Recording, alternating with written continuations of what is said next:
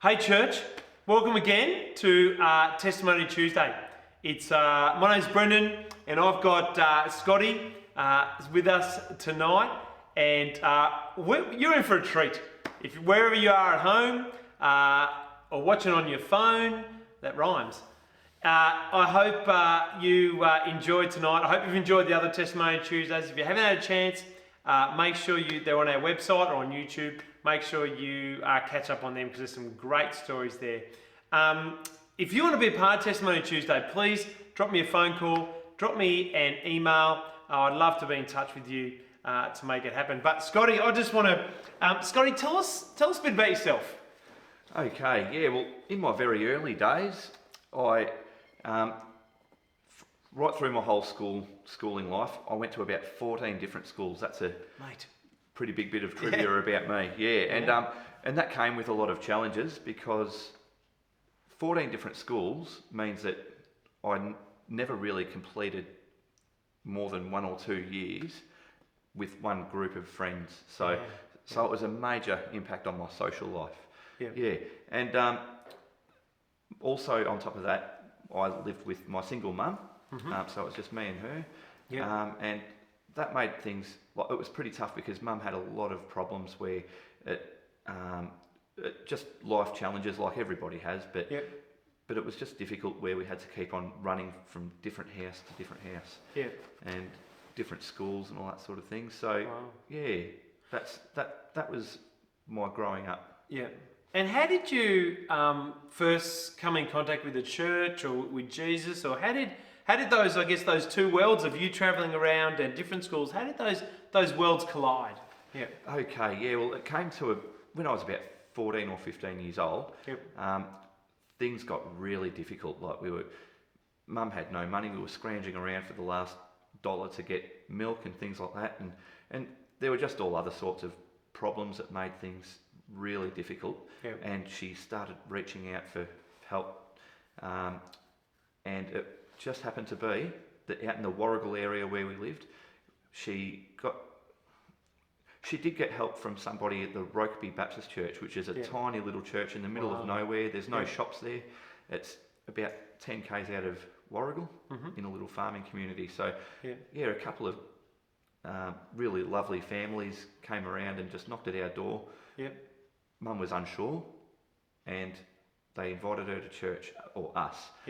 And I was not interested one bit because I was already trying to fit in with my mates who were like, I was in a footy team, things like that, and I just wasn't really interested in giving that a go. But Mum was sitting in the church crying, and I was sitting up the back really embarrassed.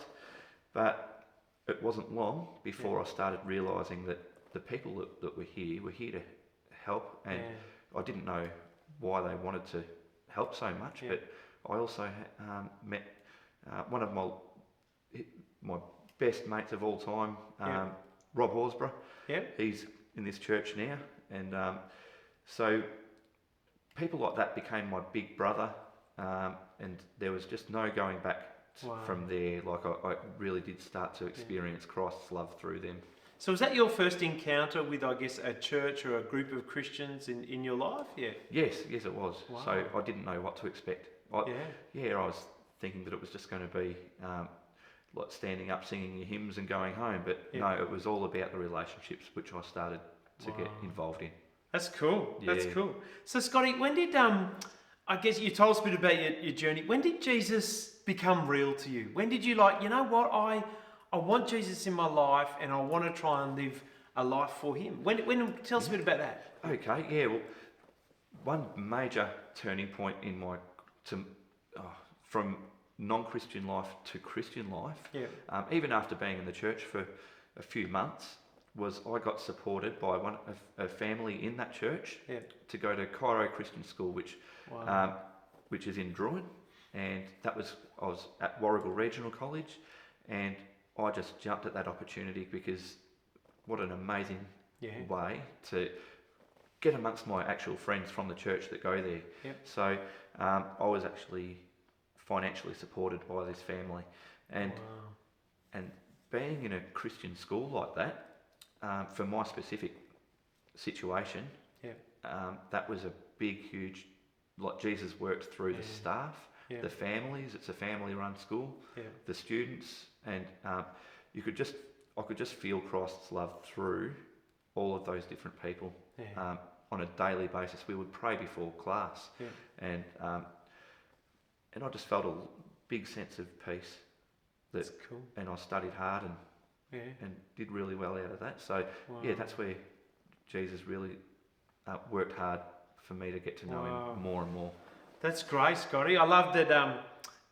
Families just got beside you and encouraged you and believed in you and supported you in that way. It's such a great story. Now, for those at home too, I'm not sure if Scotty's got a bit of a side business, a side hustle, you might say, and Scotty does. You can find his website, Great Scott the Magician. Check it out. And Scotty does some magic tricks, and he's got a magic show that he's put together. Some of you might have been seeing him at the Wonthaggi carols. And Scotty, just tell us a bit about Great Scott, how that came about, and how that helped you. How that helped you in your journey. Oh, absolutely. That's been a great part of my life. Where to start with, I had major problems with public speaking. That was a huge issue in my life.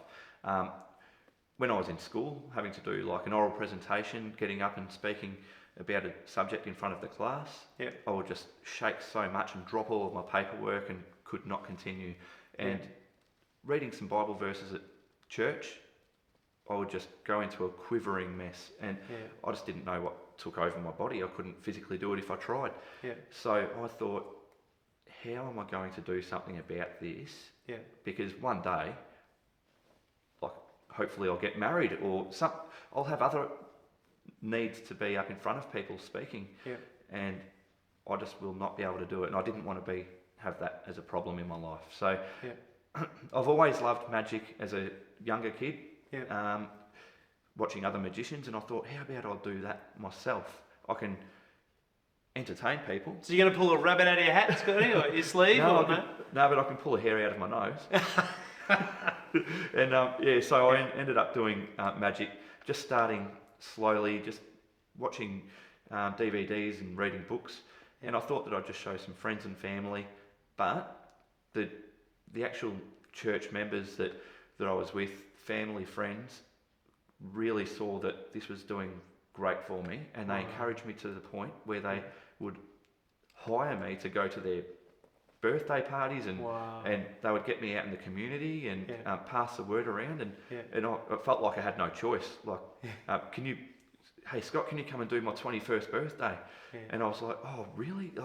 I don't know if I'm really up to that, but I would do it anyway. They insisted, and that gained confidence. And God has worked through that encouragement in my life to bring me to. I've done shows for schools where there's been like 400 students. Many different things, where over 20 years nearly of it, and that's given me a great way to get over that problem. Now I've got no problem with getting up in front of people. It's great. Yeah, it's good. It's an awesome story, and if you next year at Wonthaggi carols, make sure you check out Scotty. It's always a great time with Scotty. I just want to finish with one question, Scotty. In the last 12 months, or whatever, 6-12 months, what have you seen God do that you're like, wow, that's just awesome? What's God done in your life that you just I'd love you to share with us tonight. Okay, well, I've got a family with 4 children, my wife Renee, and 4 kids as well, and that's another story in itself. But in the last year particularly, there's been a major change where God's worked so hard in our lives to help us get through into a solid family unit. Where prior to that, it would be very shaky. We were renting in a place that was falling down, but I still feel that God gave us that place because it was cheap rent, and that gave us the opportunity to save. So in a difficult to rent market in Wonthaggi. So that was one thing that we've done. We've been able to purchase a house in the last couple of months. That's cool. In December. Congratulations. Thanks. So that's all just very fresh to us.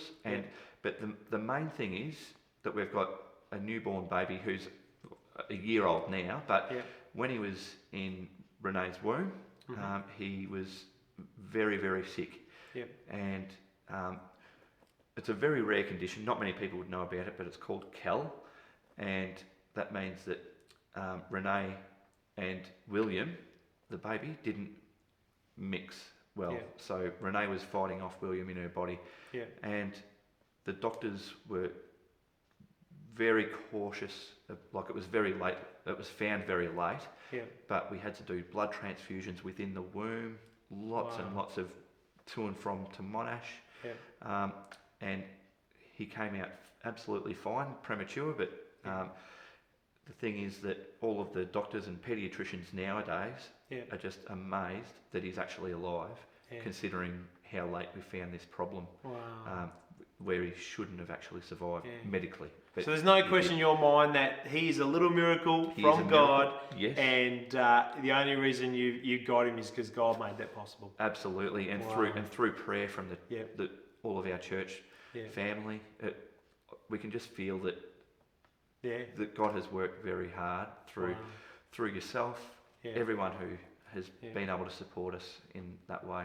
So That's very cool. appreciated. Scotty, great story. Hey, thank you so much for sharing with us tonight, Scotty. It's been a pleasure. Thank you. To hear some of your story on Testimony Tuesday, and it's awesome. Can I just quickly pray for you? Would that be okay? Absolutely. Right now? Yeah, sure. Hey Jesus, we thank you for Scotty. We thank you for what you're doing in his life and Renee's and in his family. And we just pray a blessing upon him. And we thank you for the way you've been working in his life. Amen. Amen. Hey church, it's been great to connect again on Testimony Tuesday. I hope you've enjoyed it. I know I have. We've got some more great people teed up for Testimony Tuesday. So stay tuned and I'll talk to you soon. Bye for now.